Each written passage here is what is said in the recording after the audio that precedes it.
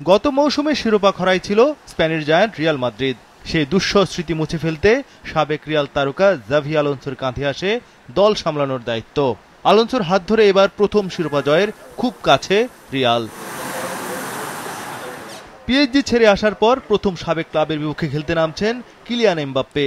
Quarter ফাইনালে Borussia ডর্টমুন্ডকে হারিয়েছিল Real Madrid. সেই ম্যাচে ওভারহেডে দর্শনীয় গোল করেছিলেন ফরাসি ফরোয়ার্ড। এবার সাবেক ক্লাবের বিপক্ষেও সেরাটা দিতে মুখিয়ে আছেন এমবাপ্পে। চেলসি বাধা সামলানোর আগে পিএসজি বাধা টপকে যেতে হবে লস ব্লাঙ্কোদের।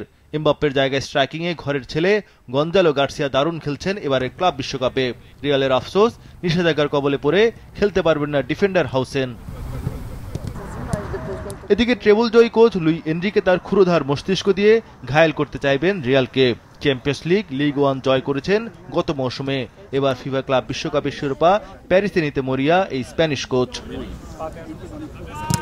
সবশেষ রিয়াল মাদ্রিদের বিপক্ষে 2022 সালে চ্যাম্পিয়ন্স লিগে দেখা হয়েছিল ফরাসিদের। সেবার 2 লেগেই এমবাপ্পে গোল করেছিলেন।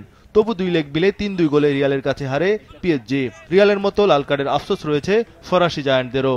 উইলিয়ান পাজো ও লুকাস হার্নান্দেজ দুজনেই খেলতে পারবেন না সেমিফাইনালের মতো গুরুত্বপূর্ণ ম্যাচে। ম্যাচটি কেবল 2 দলের দ্বৈরথই নয়, 2 স্প্যানিশ কোচ আলোনসো ও এনরিকেরও লড়াই। বর্তমান সময়ে দুইজনেই কৌশলী কোচ হিসেবে সুনাম কুড়িয়েছেন। তবে খেলোয়াড় হিসেবেও প্রতিদ্বন্দ্বিতা করেন এই দুজন।